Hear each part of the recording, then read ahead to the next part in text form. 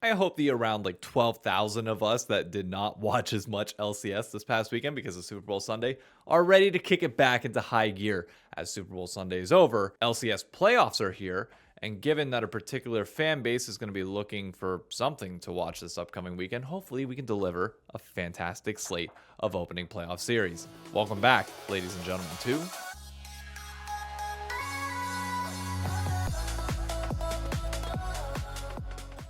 To those that watched the pit last week or tuned into the co-stream for the like hour and a half that it was live in between my parents being here, they were in town. They had a great time while they were here. It was a blast. Always fun to have family. We did talk a little bit about like LCS fandom, like some of the stuff going on around content right now, which it's always interesting to talk to your parents about it whenever, 10 years ago, I couldn't have imagined like having an honest conversation with them about like, hey, I'm kind of getting paid and like making money off of that thing that you told me to get off of for so long of my childhood. Kind of cool.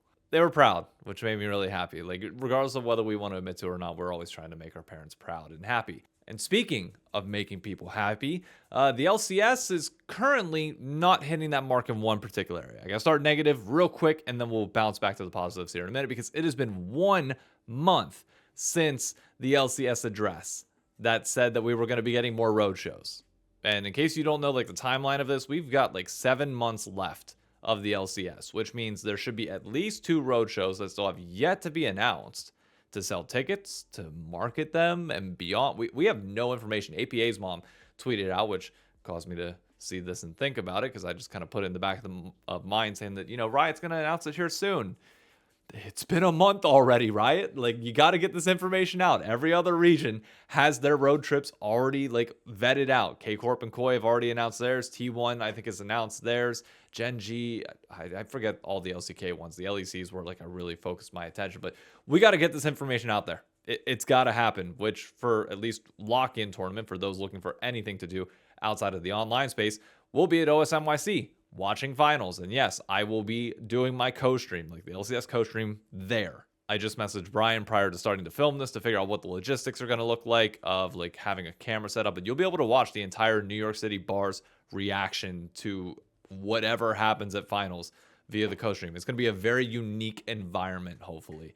Between games, I want to see if we can pan to a wider shot that just like shows the bar while like I address the crowd, we do giveaways, etc. But during game, obviously, I'll still be there. We'll be chatting, and I'll also be chatting to people at the bar. So yeah, Riot, you might want to announce those sometime soon, because that would also give me dates to announce like watch parties here that we're having in New York. It would be very helpful to have it. Next up, and before we get into fantasy, I just want to confirm with you all, I have not picked my team. Some people seem to think that I have based on the jersey that I'm wearing. Like, I'm going to be wearing a FlyQuest jersey this upcoming weekend during their series, and then I will wear a TL jersey during theirs. And if I have anybody else's jersey other than C9, I will wear that. I haven't picked a team yet, but something that I've been doing, as I typically do whenever I do have a team, is I've been browsing the Reddits of pretty much every team that I can in this league. And it was hilarious checking this morning and like going to C9 subreddit and being like, yeah, everybody's for the most part happy. They're talking about like the state of the team, the content that's coming out, like things that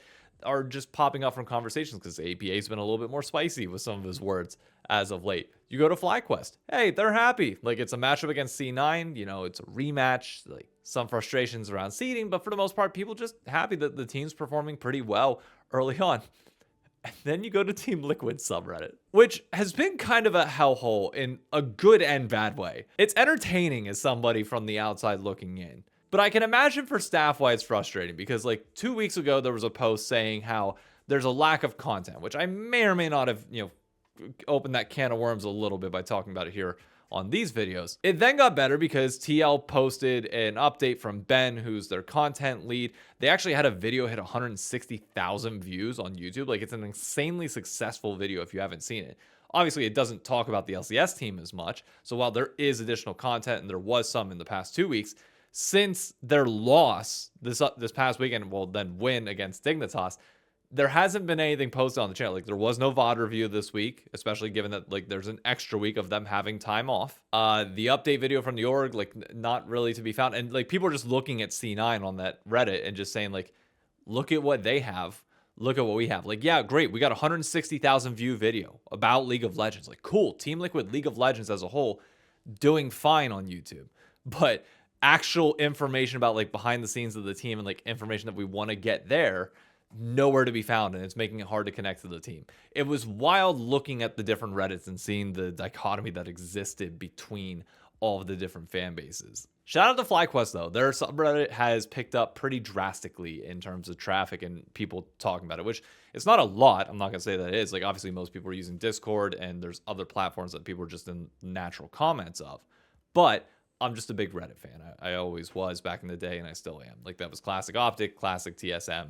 It's a thing with me. I just found that funny and just wanted to share it all with you. I thought it was a cool story. Anyways, let's get to LCS Fantasy. We have officially hit 400 members of the Shy Knockers, which again, still not sure if I want to keep that community name, but we'll figure that out as we go. Team Scrib is currently in the lead with about 25 point lead. He's got a 25 point lead on the second closest person to him. Let's take a look at his team and see what he went with last week. Impact having a fantastic week as Sentinels was able to pull off their win in the series over Team Liquid, despite that game one Guardian pulling only 4 points. Imagine if like 8, oh dude, that could have bumped him up. But a 43-point game on that Scion in game 2 is incredible. Another good performer for him, APA having a solid week with C9, 55 points on the Talia in game 1. Overall, best performers of this past week included FBI and Ignar on Dignitas. You could feel very much so FBI, especially in that game versus Team Liquid, where even where they were eliminated, it felt like it was very much on his shoulders. Blaber also a standout performer, as well as Quid for Team Liquid, despite the loss versus Sentinels. Rahel stepping up and getting a ton of points as an ADC, which means he's going to cost a lot this week. So looking at my roster, players that are currently not playing, we got to remove Morgan because he is not going to be playing this week. Contracts has been eliminated, which is going to be a slight problem. APA is playing. Berserker is notably not playing. Lion also not playing, and Team Liquid not playing this week. So oh, I don't have a lot of money to work with, do I? So let's figure this out. Let's go bot lane. Who's the best available for cheap? So you have Sajed, who's a little bit cheaper, notably going against a very high-priced Rahel, and then you have Sven and Masu as well. I think I like DSG in this matchup personally. I think I'm just going to take that straight up. Like I don't know what else to say. His Kai'Sa is pretty damn good. I'd be shocked if they let him get it. But if they do, I think that's pretty easy. Accordingly, I'm also going to try and see if I can grab their bot lane as well. Lions is the cheapest player that we can get. I think that entirely makes sense, given that... what else am I going to do? Kai'Sa, what does that pair up well with? Well, any sort of engage. Let's go with the Rakan.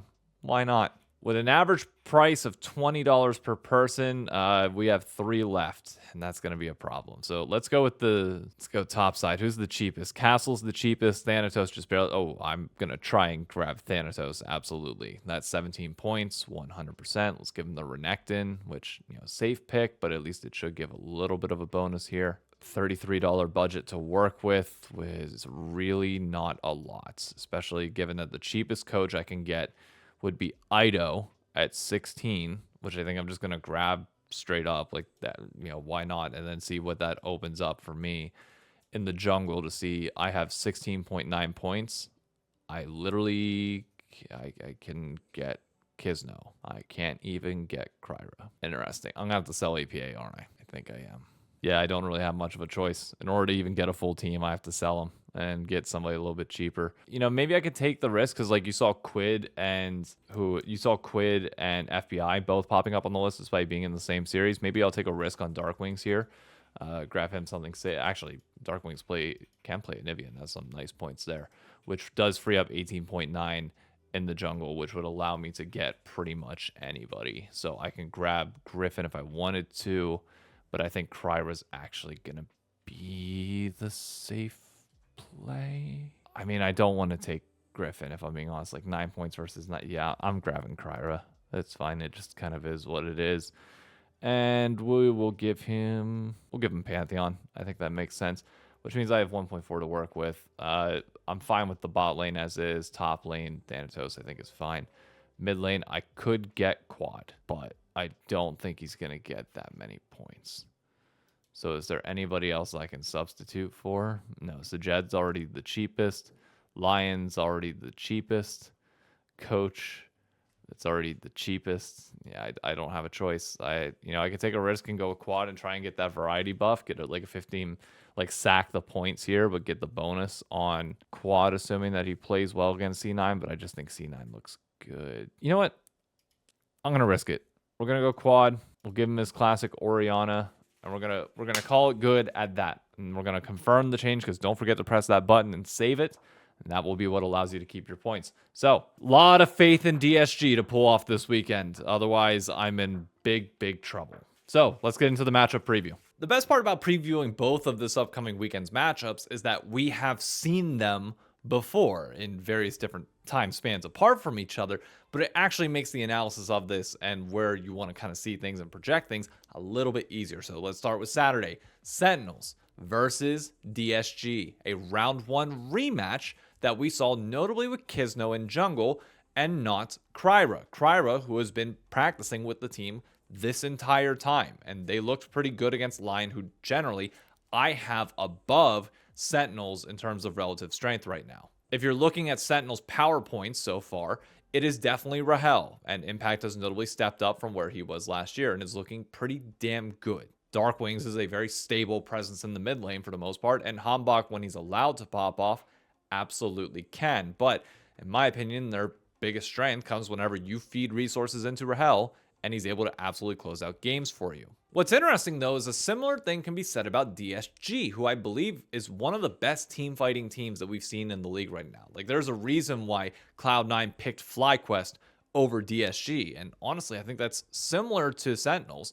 If you give resources to Sajed, he can very much carry this team. And Kryra, per Blaber's note, I think he said during it was either post-game interview or pros, he said Kryra feels like the new gen version of Inspired, whereas Gryffinn feels like the new gen version of Blaber. And honestly, I can see it, because Kryra feels like one of those guys that just facilitates play very well from the little bit that we saw this past weekend. People got upset when I said that it felt like he gapped Inspired in Game 3 of last week, but I still stand by that. It genuinely felt like he was more impactful around the map. Now, granted, that's helped by nature of having winning lanes. Call Me hasn't impressed me as much as other people on this roster have, but he's still very solid, and Castle, when he plays in form, is fantastic. He's hit or miss at points, but when he's on form, I think he's really good. And overall, I think this is just a roster that, again, I don't expect Sajed to make many mistakes. I expect resources to get funneled into him in the same way that Sentinel should do for Rahel. With that in mind,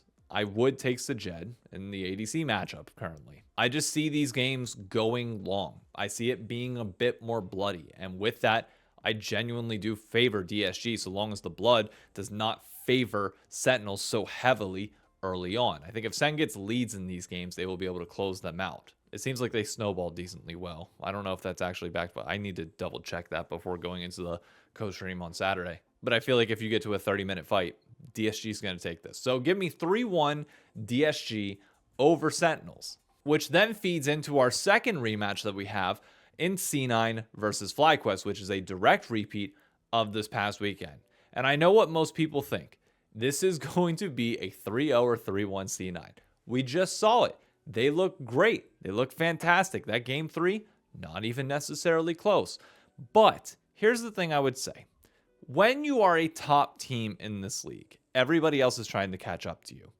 And those losses that you take on stage are arguably more meaningful than wins. And this was FlyQuest's first loss. First time that Gryffinn experienced that. And he talked about how it really motivated him, which, good. Glad it did, rather than the other way around. Like, I'm glad I didn't tell you, brother.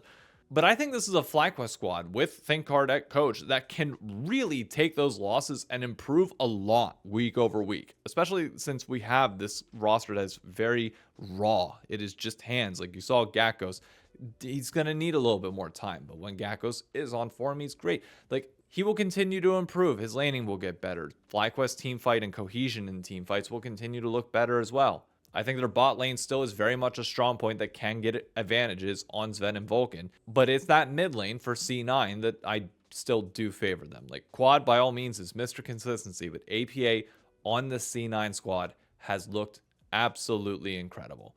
Blaber versus Gryffinn, like I said, feels like a new gen versus current gen matchup that I think can go either way. I think they both honestly, like, I don't know. It just feels to me like I've seen both of them be very proactive. I've seen them both ganking bot lane. It weirdly enough feels more even if obviously Blaber does have this knowledge gap over Gryffinn, which exposed itself in this past weekend series.